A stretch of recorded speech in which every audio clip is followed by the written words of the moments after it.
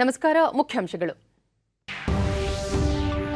ಕೇಂದ್ರದಿಂದ ರಾಜ್ಯಕ್ಕೆ 4.4 lakh metric ton ರಸಗೊಬ್ಬರ ಪೂರೈಕೆ.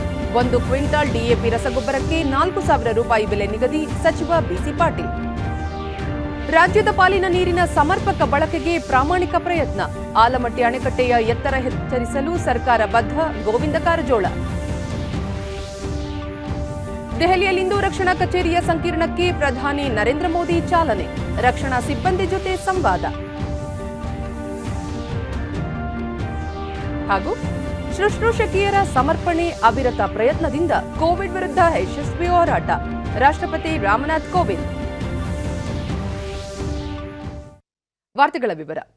ರಾಜ್ಯದ ರೈತರಿಗೆ ಅಗತ್ಯವಿರುವ ಪ್ರಮಾಣದಲ್ಲಿ ರಸಗೊಬ್ಬರವನ್ನು ದಾಸ್ತಾನು ಮಾಡಲಾಗಿದ್ದು, ಬೇಡಿಕೆ ಅನುಸಾರ ಪೂರೈಕೆ ಮಾಡಲು ಸರ್ಕಾರ ಸಿದ್ಧವಿದೆ ಎಂದು ಕೃಷಿ ಸಚಿವ ಬಿಸಿ ಪಾಟೀಲ್ ವಿಧಾನಸಭೆಯಲ್ಲಿ ನಿನ್ನೆ ತಿಳಿಸಿದ್ದಾರೆ.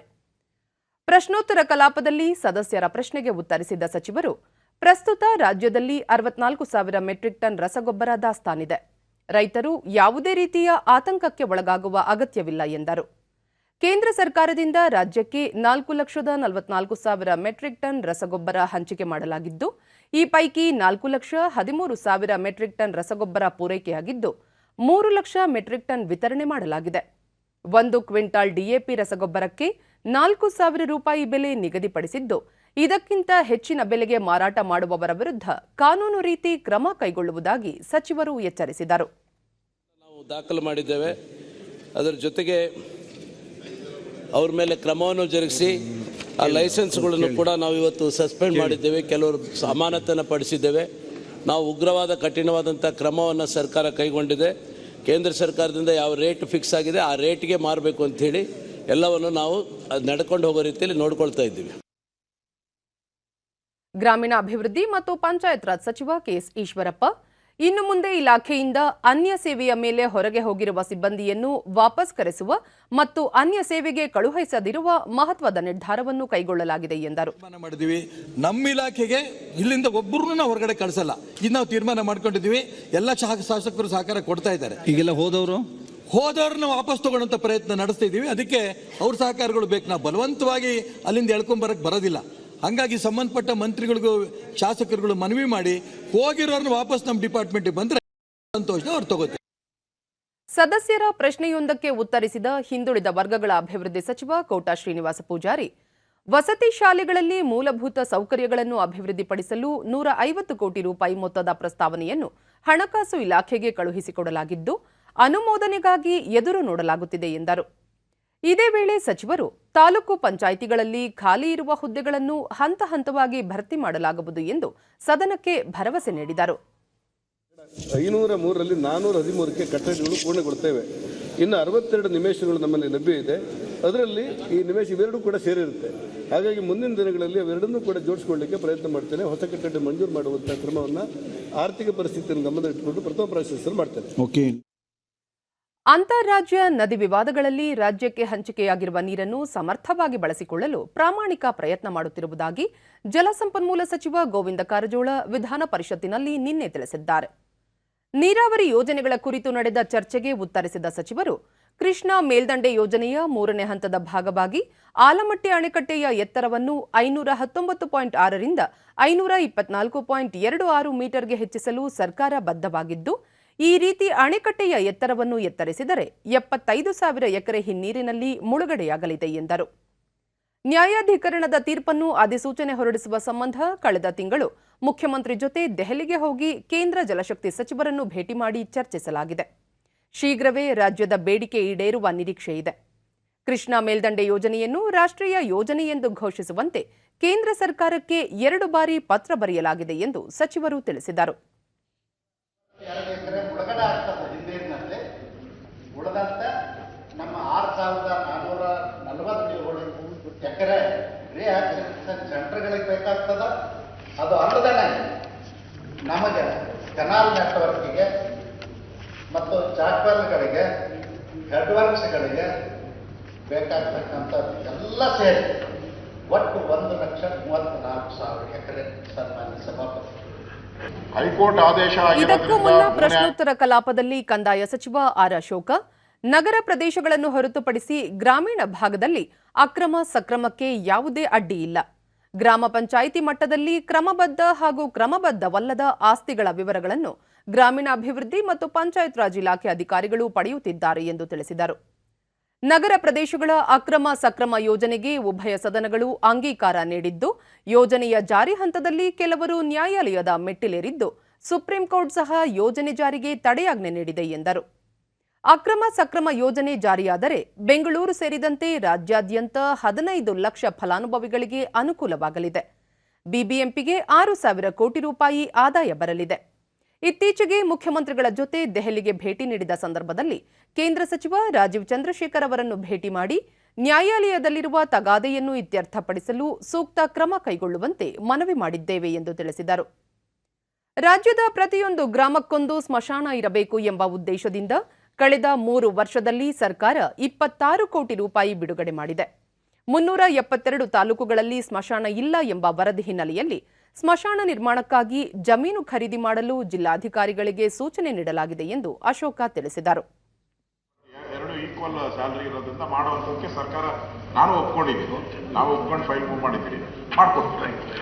ಅಪ್ಪಾಜಿಗೌಡ್ರೆ, ವಿವಿಧ ವಸತಿ ಯೋಜನೆಗಳ ಅಡಿಯಲ್ಲಿ ಕಳೆದ 3 ವರ್ಷಗಳ ಅವಧಿಯಲ್ಲಿ 2,53,000 ಮನೆಗಳನ್ನು ನಿರ್ಮಿಸಲಾಗಿದೆ ಎಂದು ವಸತಿ ಸಚಿವ ವಿ ಸೋಮಣ್ಣ ವಿಧಾನ ಪರಿಷತ್ತಿಗೆ ತಿಳಿಸಿದರು.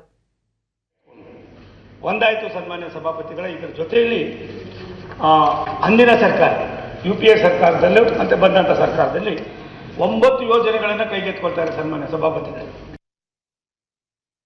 ದೇಶದಲ್ಲಿ ತಯಾರಿಕಾ ಸಾಮರ್ಥ್ಯ ಹೆಚ್ಚಿಸಲು ವಾಹನ, ಬಿಡಿಭಾಗಗಳ ತಯಾರಿಕೆ ಹಾಗೂ ಡ್ರೋನ್ ಉದ್ಯಮಗಳಿಗೆ ಉತ್ಪಾದನಾಧಾರಿತ ಪ್ರೋತ್ಸಾಹಕ ಯೋಜನೆಗೆ ಕೇಂದ್ರ ಸಚಿವ ಸಂಪುಟ ಅನುಮೋದನೆ ನೀಡಿದೆ ಎಂದು ಕೇಂದ್ರ ವಾರ್ತಾ ಮತ್ತು ಪ್ರಸಾರ ಖಾತೆ ಸಚಿವ ಅನುರಾಗ್ ಸಿಂಗ್ ಠಾಕೂರ್ ತಿಳಿಸಿದ್ದಾರೆ. ಸಂಪುಟ ಸಭೆಯ ನಂತರ ಅವರು ಉತ್ಪಾದನಾಧಾರಿತ ಪ್ರೋತ್ಸಾಹ ಯೋಜನೆಗೆ ಬಜೆಟ್ನಲ್ಲಿ 26,058 ಕೋಟಿ ರೂಪಾಯಿ ಅನುದಾನ ಕಲ್ಪಿಸಲಾಗಿದೆ. ಈ ಪೈಕಿ 25,938 ಕೋಟಿ ರೂಪಾಯಿ ವಾಹನ ತಯಾರಿಕಾ ವಲಯಕ್ಕೆ, 120 ಕೋಟಿ ರೂಪಾಯಿ ಡ್ರೋನ್ ಉದ್ಯಮಕ್ಕೆ ಕಲ್ಪಿಸಲಾಗುವುದು ಎಂದು ವಿವರಿಸಿದರು. ಈ ಯೋಜನೆಯಿಂದ ತಯಾರಿಕಾ ವಲಯ ಹೆಚ್ಚಿನ ಪ್ರಯೋಜನ ಪಡೆದುಕೊಳ್ಳಲಿದೆ ಎಂದರು. ಜಗತ್ತಿನ ಅತ್ಯಾಧುನಿಕ ತಂತ್ರಜ್ಞಾನ ಬಳಸಿಕೊಳ್ಳಲು ಉದ್ಯಮಗಳಿಗೆ ಯೋಜನೆ ನೆರವಾಗಲಿದೆ ಎಂದು ವಿವರಿಸಿದರು. ಡ್ರೋನ್ ಉದ್ಯಮ ದೇಶದ ತಯಾರಿಕಾ ವಲಯದ ಸಾಮರ್ಥ್ಯವನ್ನು ಹೆಚ್ಚಿಸಲಿದೆ ಎಂದು ಹೇಳಿದರು. ವಾಹನ ತಯಾರಿಕಾ ಸಂಸ್ಥೆಗಳ ಆಮದು ಪ್ರಮಾಣ ಇಳಿಕೆಗೊಂಡು ರಫ್ತು ಪ್ರಮಾಣ ಹೆಚ್ಚಿಸುವ ಉದ್ದೇಶ ಈ ಯೋಜನೆ ಹೊಂದಿದೆ ಎಂದು ವಿವರಿಸಿದರು. $15 बिलियन का करते हैं, लेकिन कंपोनेंट इंपोर्ट जो है $17 बिलियन का करते हैं. तो $17 बिलियन के कंपोनेंट इंपोर्ट को कम करने के लिए उस दिशा में भी ये कदम होंगे. और कहीं ना कहीं जब ऑटोमोबाइल इंडस्ट्री को बल मिलता है, मैन्युफैक्चरिंग यहाँ बढ़ती है, उससे जुड़े हुए बहुत सारे और क्षेत्रों को भी बल मिलता है. ಫಿಸಿಕಲ್ ಫಾರ್ಮ್ ದೂರಸಂಪರ್ಕ ವಲಯದಲ್ಲಿ 9 ರಚನಾತ್ಮಕ ಹಾಗೂ 5 ಪ್ರಕ್ರಿಯಾತ್ಮಕ ಸುಧಾರಣೆಗಳಿಗೆ ಸಂಪುಟ ಅನುಮೋದನೆ ನೀಡಿದೆ. ಇದರಿಂದ ದೂರಸಂಪರ್ಕ ವಲಯದ ಚೌಕಟ್ಟು ಬದಲಾಗಲಿದ್ದು, ಉದ್ಯಮವನ್ನು ಮತ್ತಷ್ಟು ಆಳಗೊಳಿಸಿ ವಿಸ್ತರಿಸಲು ಅನುವಾಗಲಿದೆ ಎಂದು ದೂರಸಂಪರ್ಕ ಖಾತೆ ಸಚಿವ ಅಶ್ವಿನಿ ವೈಷ್ಣವ್ ಹೇಳಿದರು. सारे के सारे फॉर्म्स को डिजिटाइज किया जाएगा. भविष्य में जितना KYC होगा वो सारा का सारा, जितना कस्टमर एक्विजिशन होगा वो सारा डिजिटल फॉर्म्स के माध्यम से होगा. कितना टेलीकॉम ऑपरेटर्स का हेडेक बचता है वो आप सब इससे समझ सकते हैं. दूसरा, ऑक्शन का एक कैलेंडर क्रिएट किया जाएगा जिससे कि सर्टेनिटी रहे इंडस्ट्री में when the auction is going to come. Mostly it will be held in the last quarter of a financial year. तो इस तरह से एक सर्टेनिटी रहेगी, so the industry will be able to plan और इसका एक रेगुलर सिस्टम बना रहेगा. ಪ್ರಧಾನಿ ನರೇಂದ್ರ ಮೋದಿ ಇಂದು ಬೆಳಗ್ಗೆ 11 ಗಂಟೆಗೆ ದೆಹಲಿಯ ಕಸ್ತೂರಬಾ ಗಾಂಧಿ ಮಾರ್ಗ್ ಮತ್ತು ಆಫ್ರಿಕಾ ಅವೆನ್ಯೂನಲ್ಲಿ ರಕ್ಷಣಾ ಕಚೇರಿಗಳ ಸಂಕೀರ್ಣಗಳನ್ನು ಉದ್ಘಾಟಿಸಲಿದ್ದಾರೆ. ಆಫ್ರಿಕಾ ಅವೆನ್ಯೂನಲ್ಲಿರುವ ರಕ್ಷಣಾ ಕಚೇರಿ ಸಂಕೀರ್ಣಕ್ಕೆ ಭೇಟಿ ನೀಡಲಿರುವ ಅವರು ಸೇನೆ, ನೌಕಾಪಡೆ, ವಾಯುಪಡೆ ಮತ್ತು ನಾಗರಿಕ ಅಧಿಕಾರಿಗಳೊಂದಿಗೆ ಸಂವಾದ ನಡೆಸಲಿದ್ದು, ಬಳಿಕ ಸಭೆಯನ್ನು ಉದ್ದೇಶಿಸಿ ಭಾಷಣ ಮಾಡಲಿದ್ದಾರೆ. ಹೊಸ ರಕ್ಷಣಾ ಕಚೇರಿ ಸಂಕೀರ್ಣಗಳ ಬಗ್ಗೆ ಸೇನೆ, ನೌಕಾಪಡೆ ಮತ್ತು ವಾಯುಪಡೆ ಸೇರಿದಂತೆ ರಕ್ಷಣಾ ಸಚಿವಾಲಯ ಹಾಗೂ ಸಶಸ್ತ್ರ ಪಡೆಗಳ ಸುಮಾರು 7,000 ಅಧಿಕಾರಿಗಳಿಗೆ ಸ್ಥಳಾವಕಾಶ ಕಲ್ಪಿಸಲಿವೆ. ಈ ಕಟ್ಟಡಗಳು ಆಧುನಿಕ, ಸುರಕ್ಷಿತ ಮತ್ತು ಕ್ರಿಯಾತ್ಮಕ ಕೆಲಸದ ಸ್ಥಳಗಳನ್ನು ಒದಗಿಸುತ್ತವೆ. ಕಟ್ಟಡದಲ್ಲಿ ಕಾರ್ಯಕಲಾಪಗಳನ್ನು ನಿರ್ವಹಿಸಲು ಸಮಗ್ರ ಕಮಾಂಡ್ ಮತ್ತು ನಿಯಂತ್ರಣಾ ಕೇಂದ್ರವನ್ನು ಸ್ಥಾಪಿಸಲಾಗಿದೆ. ಇದು 2 ಕಟ್ಟಡಗಳ ಸುರಕ್ಷತೆ ಹಾಗೂ ಕಣ್ಗಾವಲು ವ್ಯವಸ್ಥೆಯನ್ನು ಪೂರೈಸುತ್ತದೆ. ಉದ್ಘಾಟನಾ ಸಮಾರಂಭದಲ್ಲಿ ರಕ್ಷಣಾ ಸಚಿವ ರಾಜನಾಥ್ ಸಿಂಗ್, ರಕ್ಷಣಾ ಸಿಬ್ಬಂದಿ ಮತ್ತು ಸಶಸ್ತ್ರ ಪಡೆಗಳ ಮುಖ್ಯಸ್ಥರು ಭಾಗವಹಿಸಲಿದ್ದಾರೆ.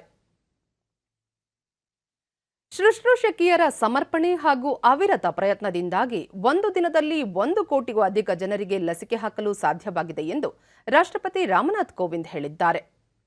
ಶುಶ್ರೂಷಕಿ ಸಿಬ್ಬಂದಿಗೆ ವರ್ಚುವಲ್ ಮೂಲಕ ನಿನ್ನೆ ರಾಷ್ಟ್ರೀಯ ಫ್ಲಾರೆನ್ಸ್ ನೈಟಿಂಗೇಲ್ ಪ್ರಶಸ್ತಿ ಪ್ರದಾನ ಮಾಡಿದ ನಂತರ ಮಾತನಾಡಿದ ಅವರು, ದಾದಿಯರು ನೀಡಿದ ನಿರಂತರ ಸಹಕಾರದಿಂದಾಗಿ ಕೋವಿಡ್-19 ವಿರುದ್ಧ ಹೋರಾಡಲು ಸಾಧ್ಯವಾಗಿದೆ.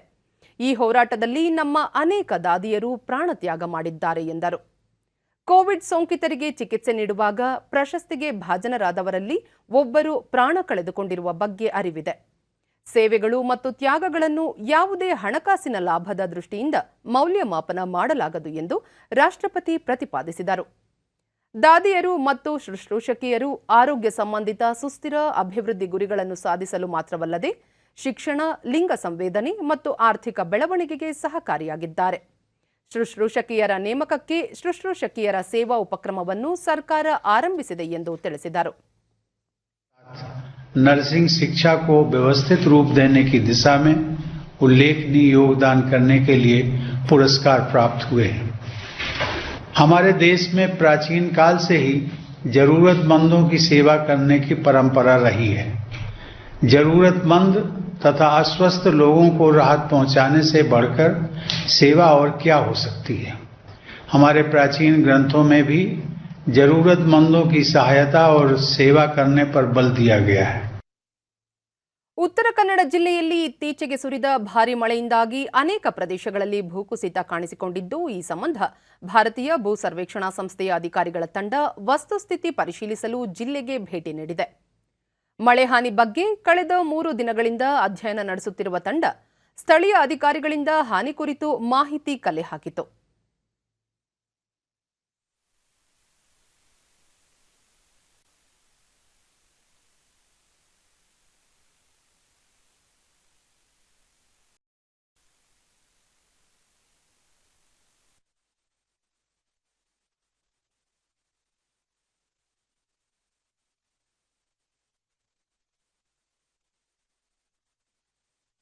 with the help of the mapping for 1 year project. ಸಂಸ್ಥೆಯ ಅಧಿಕಾರಿ ಕಮಲ್ ಕುಮಾರ್, ಜಿಲ್ಲೆಯಲ್ಲಿ ಭಾರಿ ಮಳೆಯಿಂದ ಅನೇಕ ಪ್ರದೇಶಗಳಲ್ಲಿ ಹೆಚ್ಚಿನ ಹಾನಿ ಉಂಟಾಗಿದೆ. ಮತ್ತಷ್ಟು ಪ್ರದೇಶಗಳನ್ನು ಪರಿಶೀಲಿಸಿ ಜಿಲ್ಲಾಧಿಕಾರಿಗಳಿಗೆ ವರದಿ ಸಲ್ಲಿಸಲಾಗುವುದು ಎಂದು ತಿಳಿಸಿದರು. This district authorities and all those. We have visited many places in Uttar Kannada. We have observed all the Uttar Kannada district has badly affected with heavy rain and landslide incidences. ಮಳೆ ಪ್ರಮಾಣ ಶೈಲೇಂದ್ರ, ಮಳೆಯಿಂದ ರಸ್ತೆಗಳು ಹಾನಿಯಾಗಿದ್ದು ಸಾರ್ವಜನಿಕರಿಗೆ ತೊಂದರೆಯಾಗದಂತೆ ರಸ್ತೆ ಕಾಮಗಾರಿಗಳನ್ನು ಕೈಗೊಳ್ಳಲಾಗಿದೆ ಎಂದರು. 284 mm ಒಂದು ದಿವಸ ಅದು ಇದೇ ರಿಸರ್ವರ್ ಅಲ್ಲ, ಕೋಟಸಳ್ಳಿ, ನೆಕ್ಸ್ಟ್ ಯಲ್ಲಾಪುರ, ಅಣಸಿ ಎಲ್ಲ ಕಡೆ ಅಬೌವ್ 200 mm ಮಳೆ ಬಿದ್ದಿದೆ. ಸಪೋಸ್ ನಮ್ಮ ಕಾಳಿ ರಿಸರ್ವರ್ದಲ್ಲಿ ಅಬೌವ್ 4 lakhs ಕ್ಯೂಸೆಕ್ ನೀರು ಬರ್ತಾ ಇತ್ತು. Above 4 lakhs, you could not imagine that. ನಾವು ಡ್ಯಾಮ್ ಇಲ್ಲದೆ ಇದ್ರೆ ಆ 4 lakhs ಬಂದರೆ ಎಲ್ಲಿ ಹೋಗ್ತಿದ್ರು ಜನ. ಭಾರತದ ಸ್ವಾತಂತ್ರ್ಯ ಹೋರಾಟ ಆಂದೋಲನವು ಆಧುನಿಕ ಜಗತ್ತು ಕಂಡ ಅತಿ ದೊಡ್ಡ ಚಳುವಳಿಗಳಲ್ಲಿ ಒಂದಾಗಿದೆ. ಸ್ವಾತಂತ್ರ್ಯ ಹೋರಾಟದ ಘಟನೆಗಳು, ತಮ್ಮ ಸರ್ವಸ್ವವನ್ನು ತ್ಯಾಗ ಮಾಡಿದ ಹಲವು ಮಹನೀಯರ ಕುರಿತ ವಿಶೇಷ ವರದಿಯ ಸರಣಿ ಇಲ್ಲಿದೆ.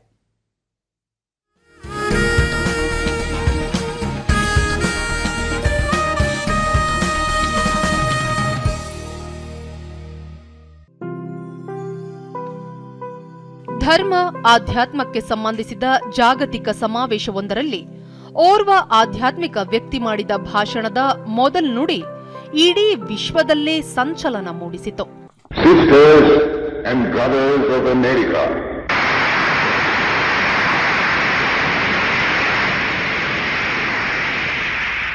it fills my heart with joy unspeakable to rise in response to the warm and cordial welcome which you have given us. I am proud to belong to a religion which has taught the world both tolerance and universal acceptance. We believe not only in universal toleration, but we accept all religions as true. I am proud to belong to a nation which has sheltered the persecuted and the refugees of all religions and all nations of the earth.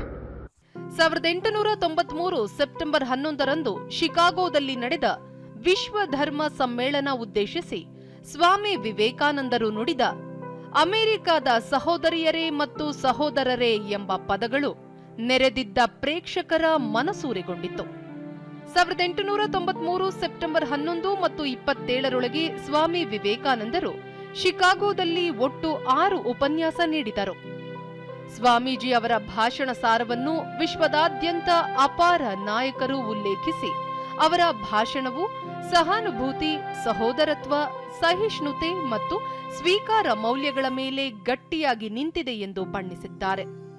ಸ್ವಾಮಿ ವಿವೇಕಾನಂದರು ತಾಯ್ನಾಡಿಗೆ ವಾಪಸ್ಸಾದಾಗ ಶಿಕಾಗೋಗೆ ಪ್ರಯಾಣ ಬೆಳೆಸಲು ಪ್ರಾಯೋಜಕತ್ವ ನೀಡಿದ್ದ ತಮಿಳುನಾಡಿನ ರಾಮನಾಥಪುರಂನ ಮಹಾರಾಜ ಅದ್ಧೂರಿ ಸ್ವಾಗತ ನೀಡಿದ್ದಲ್ಲದೆ ಅವರನ್ನು ರಾಜರ ರಾಜ ಎಂದು ಗುಣಗಾನ ಮಾಡಿದರು. ಮಹಾತ್ಮ ಗಾಂಧೀಜಿ ಅವರ ಆಧ್ಯಾತ್ಮಿಕ ಉತ್ತರಾಧಿಕಾರಿ ಎಂದೇ ಗುರುತಿಸಲ್ಪಡುವ ವಿನಾಯಕ್ ನರಹರಿ ವಿನೋಬ ಭಾವೆ 1895 ಸೆಪ್ಟೆಂಬರ್ 11ರಂದು ಮಹಾರಾಷ್ಟ್ರದ ಪೆನ್ ಜಿಲ್ಲೆಯಲ್ಲಿ ಜನಿಸಿದರು. ಮಹಾತ್ಮ ಗಾಂಧಿ 1940ರಲ್ಲಿ ವಿನೋಬ ಅವರನ್ನು ಮೊದಲ ಸತ್ಯಾಗ್ರಹಿಯಾಗಿ ಆಯ್ಕೆ ಮಾಡಿದ್ದರು. ದೇಶ ಸ್ವಾತಂತ್ರ್ಯ ಗಳಿಸಿದ ನಂತರ ಭಾವೆ ಅವರು ಸರ್ವೋದಯ ಚಳುವಳಿಯನ್ನು ಆರಂಭಿಸಿದರು. 1951 ಏಪ್ರಿಲ್ 18ರಂದು ಅವರು ಆಂಧ್ರಪ್ರದೇಶದ ಪೋಚಂಪಲ್ಲಿಯಲ್ಲಿ ಭೂದಾನ ಚಳುವಳಿಯನ್ನು ಸಹ ಆರಂಭಿಸಿದರು. ಭೂಮಿ ಇಲ್ಲದ ಬಡವರಿಗೆ ಭೂದಾನ ಮಾಡುವಂತೆ ಅಪಾರ ಭೂಮಿಯುಳ್ಳ ಧನಿಕರನ್ನು ಜಾಗೃತಗೊಳಿಸಿದ್ದಲ್ಲದೆ ಗೋಹತ್ಯೆ ವಿರುದ್ಧ ದೇಶಾದ್ಯಂತ ಬೃಹತ್ ಆಂದೋಲನ ನಡೆಸಿದರು. ವಿನೋಬ ಭಾವೆ ಒಬ್ಬ ವಿದ್ವಾಂಸ, ಚಿಂತಕ ಮತ್ತು ಬರಹಗಾರರಾಗಿದ್ದರು. ಮರಾಠಿ, ಕನ್ನಡ, ಗುಜರಾತಿ, ಹಿಂದಿ, ಉರ್ದು, ಇಂಗ್ಲಿಷ್ ಮತ್ತು ಸಂಸ್ಕೃತ ಸೇರಿದಂತೆ ಹಲವು ಭಾಷೆಗಳ ಮೇಲೆ ಅವರು ಅಪಾರ ಪ್ರೌಢಿಮೆ ಹೊಂದಿದ್ದರು. 1982 ನವೆಂಬರ್ 15ರಂದು ಭಾವೆ ಕೊನೆಯುಸಿರೆಳೆದರು. ಆಧುನಿಕ ಭಾರತದ ಶ್ರೇಷ್ಠ ಕವಿಗಳಲ್ಲಿ ಒಬ್ಬರಾಗಿದ್ದ ಸುಬ್ರಹ್ಮಣ್ಯ ಭಾರತಿ ಅವರು ಸೆಪ್ಟೆಂಬರ್ 11ರಂದು ಕೊನೆಯುಸಿರೆಳೆದರು. ತಮಿಳುನಾಡಿನ ಇಟ್ಟಾಯಪುರಂನಲ್ಲಿ 1882 ಡಿಸೆಂಬರ್ 11ರಂದು ಜನಿಸಿದ ಅವರು ಆಧ್ಯಾತ್ಮಿಕ ಮತ್ತು ರಾಷ್ಟ್ರೀಯವಾದಿ ನಾಯಕರಾಗಿದ್ದರು. ಸ್ತುತಿಗೀತೆಗಳಿಂದ ರಾಷ್ಟ್ರೀಯತಾವಾದಿ ಬರಹಗಳವರೆಗೆ ದೇವರು ಮತ್ತು ಮನುಷ್ಯನ ನಡುವಿನ ಸಂಬಂಧದ ಚಿಂತನೆಗಳಿಂದ ಹಿಡಿದು ರಷ್ಯಾ ಮತ್ತು ಫ್ರೆಂಚ್ ಕ್ರಾಂತಿ ಹಾಡುಗಳವರೆಗೆ ಭಾರತೀಯವರು ವೈವಿಧ್ಯಮಯ ವಿಷಯಗಳ ಕುರಿತು ಕೃತಿಗಳನ್ನು ರಚಿಸಿದ್ದಾರೆ. ಭಾರತಿ ಬಾಲಗಂಗಾಧರನಾಥ್ ತಿಲಕ್ ಮತ್ತು ಚಿದಂಬರಂ ಪಿಳ್ಳೈ ಅವರ ಒಡನಾಟ ಹೊಂದಿದ್ದರು. 1920ರಲ್ಲಿ Bharati the great visionary he was ಕೃತಿ ರಚಿಸಿದರು. ಸ್ವಾತಂತ್ರ್ಯ ಗಳಿಸುವ ತನಕ ನಾವೆಲ್ಲ ಹಾಡೋಣ ಮತ್ತು ಕುಣಿಯೋಣ ಎಂದು ಸಾರಿದರು. ಮಹಾತ್ಮ ಗಾಂಧೀಜಿಯವರು ಭಾರತೀಯವರ ಬಹುಮುಖ ಪ್ರತಿಭೆ ಮತ್ತು ನಿರ್ಭೀತಿಯ ವ್ಯಕ್ತಿತ್ವದಿಂದ ತುಂಬಾ ಪ್ರಭಾವಿತರಾಗಿದ್ದರು. 1921 ಸೆಪ್ಟೆಂಬರ್ 11ರಂದು ಅನಾರೋಗ್ಯದಿಂದ ಭಾರತಿ ಕೊನೆಯುಸಿರೆಳೆದರು. ಸ್ವಾತಂತ್ರ್ಯ ಹೋರಾಟಗಾರ ಮತ್ತು ರಾಯಭಾರಿಯಾಗಿದ್ದ ಪರಮಸಿವನ್ ಸುಬ್ಬರಾಯನ್ ತಮಿಳುನಾಡಿನ ಸೇಲಂನಲ್ಲಿ 1889 ಸೆಪ್ಟೆಂಬರ್ 11ರಂದು ಜನಿಸಿದರು. ಮದ್ರಾಸ್ ಪ್ರೆಸಿಡೆನ್ಸಿಯ ಮುಖ್ಯಮಂತ್ರಿಯಾಗಿಯೂ ಸೇವೆ ಸಲ್ಲಿಸಿದ್ದರು. ಇಂಡೋನೇಷ್ಯಾದಲ್ಲಿ ಭಾರತದ ರಾಯಭಾರಿಯಾಗಿದ್ದ ಅವರು ಜವಾಹರಲಾಲ್ ನೆಹರು ಸರ್ಕಾರದಲ್ಲಿ ಸಾರಿಗೆ ಮತ್ತು ಸಂಪರ್ಕ ಸಚಿವರಾಗಿದ್ದರು. ಪರಮಸಿವನ್ ಸುಬ್ಬರಾಯನ್ ಭಾರತೀಯ ಭೂಸೇನೆಯ ಮುಖ್ಯಸ್ಥ ಜನರಲ್ ಪಿಪಿ ಕುಮಾರಮಂಗಳಂ ಹಾಗೂ ರಾಜಕಾರಣಿ ಮೋಹನ್ ಕುಮಾರಮಂಗಳಂ ಅವರ ತಂದೆ, ಕೇಂದ್ರದ ಮಾಜಿ ಸಚಿವ ರಂಗರಾಜನ್ ಕುಮಾರಮಂಗಳಂ ಅವರ ತಾತ.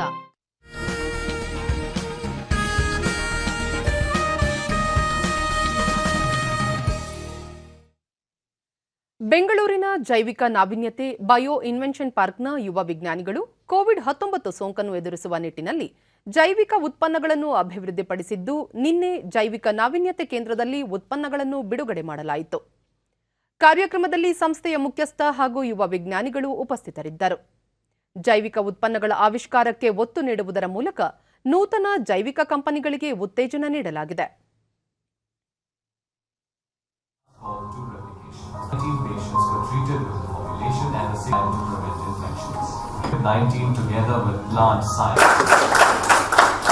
The products developed by Bangalore ಪಾರ್ಕ್ನ ನಿರ್ದೇಶಕ ಜಿತೇಂದ್ರ ಕುಮಾರ್, ಕೋವಿಡ್ ಸೋಂಕಿಗೆ ಸಂಬಂಧಿಸಿದಂತೆ 20ಕ್ಕೂ ಹೆಚ್ಚು ಉತ್ಪನ್ನಗಳನ್ನು ಅಭಿವೃದ್ಧಿಪಡಿಸಲಾಗಿದೆ. ಯುವ ವಿಜ್ಞಾನಿಗಳಿಗೆ ಸಂಸ್ಥೆ ಹಾಗೂ ಸರ್ಕಾರ ಸಂಶೋಧನೆಗೆ ಹೆಚ್ಚಿನ ಅವಕಾಶಗಳನ್ನು ಕಲ್ಪಿಸಿದೆ ಎಂದರು. In the last 2 years when the COVID struck, now today we are releasing 5 products which are not only COVID but other some industrially important, medically important.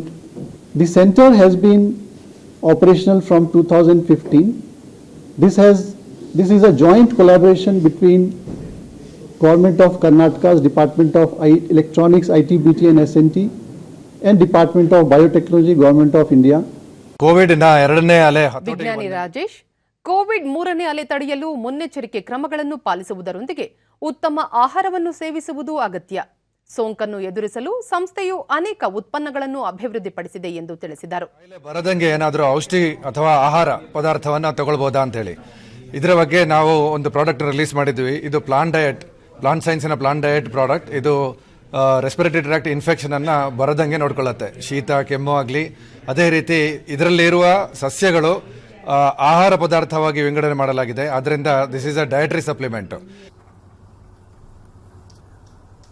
ಇತ್ತೀಚೆಗೆ ನಿಧನರಾದ ಕಾಂಗ್ರೆಸ್ನ ಹಿರಿಯ ಮುಖಂಡ ರಾಜ್ಯಸಭಾ ಸದಸ್ಯ ಆಸ್ಕರ್ ಫರ್ನಾಂಡಿಸ್ ಅವರ ಪಾರ್ಥಿವ ಶರೀರವನ್ನು ನಿನ್ನೆ ಸಂಜೆ ಬೆಂಗಳೂರಿಗೆ ತರಲಾಗಿದೆ.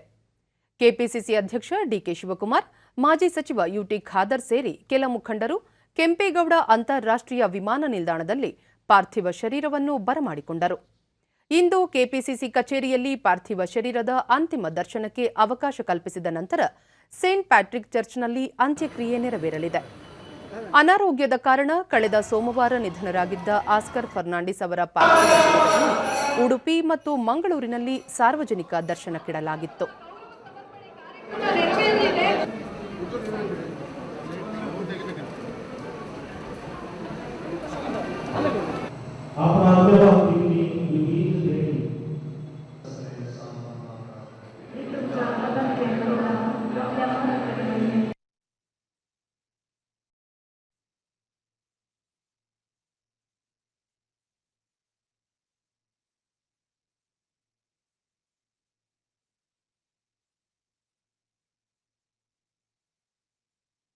ಈ ತಿಂಗಳ 26ರಂದು ಆಕಾಶವಾಣಿಯ ಮನ್ ಕಿ ಬಾತ್ ಕಾರ್ಯಕ್ರಮದಲ್ಲಿ ಪ್ರಧಾನಿ ನರೇಂದ್ರ ಮೋದಿ ಅವರು ದೇಶ ಮತ್ತು ವಿದೇಶಗಳ ಜನರೊಂದಿಗೆ ತಮ್ಮ ಆಲೋಚನೆಗಳನ್ನು ಹಂಚಿಕೊಳ್ಳಲಿದ್ದಾರೆ.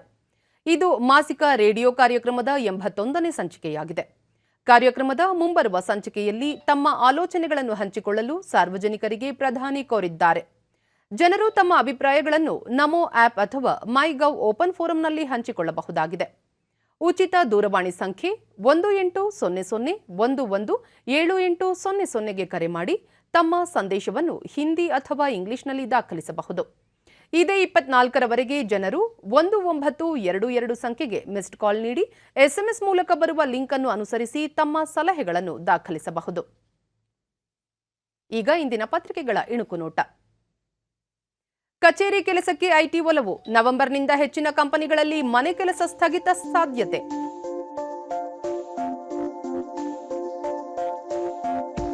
ಆರುನೂರು ಪಶುವೈದ್ಯರ ನೇಮಕಕ್ಕೆ ಕ್ರಮ, ಚವ್ಹಾಣ್. ನೇರ ನೇಮಕಾತಿಗೆ ಸಿಎಂ ಜತೆ ಚರ್ಚೆ, ಆರ್ಥಿಕ ಇಲಾಖೆಗೂ ಪ್ರಸ್ತಾವ. 100% ಟೆಲಿಕಾಂನಲ್ಲಿ ವಿದೇಶಿ ಹೂಡಿಕೆ, ದೂರಸಂಪರ್ಕ ಕ್ಷೇತ್ರದ ಸುಧಾರಣೆಗೆ ಕೇಂದ್ರದ ಮಹತ್ವದ ಹೆಜ್ಜೆ. ಟಿಇಟಿ ಮೂಲಕ ಶಿಕ್ಷಕರ ನೇಮಕ, ಪ್ರಾಥಮಿಕ ಪ್ರೌಢಶಿಕ್ಷಣ ಮತ್ತು ಸಕಾಲ ಸಚಿವ ಬಿಸಿ ನಾಗೇಶ್ ಭರವಸೆ. ಏಷ್ಯನ್ ಟೇಬಲ್ ಟೆನ್ನಿಸ್ ಟೂರ್ನಿಗೆ ಭಾರತ ತಂಡಗಳ ಆಯ್ಕೆ, ಮಣಿಕಾ ಬಾತ್ರಾಗೆ ಕೋಪ್, ಬೆಂಗಳೂರಿನ ಅರ್ಚನಾಗೆ ಸ್ಥಾನ. ಇವು ಇಂದಿನ ಪತ್ರಿಕೆಗಳ ಪ್ರಮುಖ ಸುದ್ದಿ. ಉಳಿದಂತೆ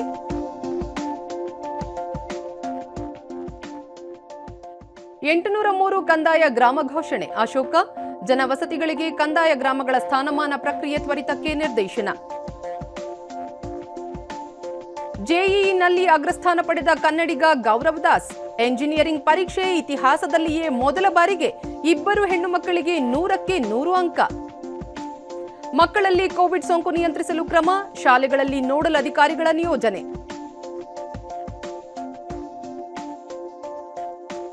ಸರ್ಕಾರಿ ಬಸ್ಗಳನ್ನು ಸಿಎನ್ಜಿ ಬಸ್ಗಳಾಗಿ ಪರಿವರ್ತನೆ, ಸಿಎನ್ಜಿ ಪ್ರೋತ್ಸಾಹ ಯೋಜನೆ ಉದ್ಘಾಟಿಸಿ ಸಾರಿಗೆ ಸಚಿವ ಬಿಎಚ್ ರಾಮುಲು ಮಾಹಿತಿ. ಐಪಿಎಲ್ ಮೈದಾನದಲ್ಲಿ ಪ್ರೇಕ್ಷಕರಿಗೂ ಅವಕಾಶ, ಇಂದಿನಿಂದ ಟಿಕೆಟ್ ಬುಕ್ಕಿಂಗ್ಗೆ ಅವಕಾಶ. ಕೊನೆಯಲ್ಲಿ ಮತ್ತೊಮ್ಮೆ ಮುಖ್ಯಾಂಶಗಳು. ಕೇಂದ್ರದಿಂದ ರಾಜ್ಯಕ್ಕೆ 4.4 ಲಕ್ಷ ಮೆಟ್ರಿಕ್ ಟನ್ ರಸಗೊಬ್ಬರ ಪೂರೈಕೆ. 1 ಕ್ವಿಂಟಾಲ್ ಡಿಎಪಿ ರಸಗೊಬ್ಬರಕ್ಕೆ 4,000 ರೂಪಾಯಿ ಬೆಲೆ ನಿಗದಿ, ಸಚಿವ ಬಿಸಿ ಪಾಟೀಲ್. ರಾಜ್ಯದ ಪಾಲಿನ ನೀರಿನ ಸಮರ್ಪಕ ಬಳಕೆಗೆ ಪ್ರಾಮಾಣಿಕ ಪ್ರಯತ್ನ, ಆಲಮಟ್ಟಿ ಅಣೆಕಟ್ಟೆಯ ಎತ್ತರ ಹೆಚ್ಚಿಸಲು ಸರ್ಕಾರ ಬದ್ಧ, ಗೋವಿಂದ ಕಾರಜೋಳ. ದೆಹಲಿಯಲ್ಲಿಂದು ರಕ್ಷಣಾ ಕಚೇರಿಯ ಸಂಕೀರ್ಣಕ್ಕೆ ಪ್ರಧಾನಿ ನರೇಂದ್ರ ಮೋದಿ ಚಾಲನೆ, ರಕ್ಷಣಾ ಸಿಬ್ಬಂದಿ ಜೊತೆ ಸಂವಾದ. ಹಾಗೂ ಶುಶ್ರೂಷಕಿಯರ ಸಮರ್ಪಣೆ, ಅವಿರತ ಪ್ರಯತ್ನದಿಂದ ಕೋವಿಡ್ ವಿರುದ್ಧ ಯಶಸ್ವಿ ಹೋರಾಟ, ರಾಷ್ಟ್ರಪತಿ ರಾಮನಾಥ್ ಕೋವಿಂದ್.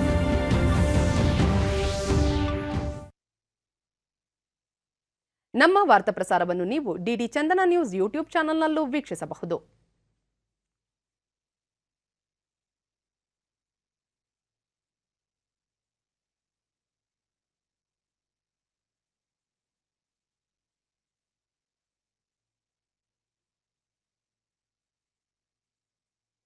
ವ್ಯಕ್ತಿಗತ ಅಂತರ ಕಾಪಾಡಿಕೊಳ್ಳುವುದರೊಂದಿಗೆ ನೀವು ಸುರಕ್ಷಿತವಾಗಿರಿ, ನಿಮ್ಮವರನ್ನು ಸುರಕ್ಷಿತವಾಗಿರಿಸಿ. ನೈರ್ಮಲ್ಯಕ್ಕೆ ಆದ್ಯತೆ ನೀಡುವುದರ ಜೊತೆಗೆ ಕೋವಿಡ್-19 ಮಾರ್ಗಸೂಚಿಗಳನ್ನು ತಪ್ಪದೆ ಪಾಲಿಸಿ. ನಮ್ಮ ಮುಂದಿನ ವಾರ್ತಾ ಪ್ರಸಾರ ಬೆಳಗ್ಗೆ 10:30ಕ್ಕೆ. ನಮಸ್ಕಾರ.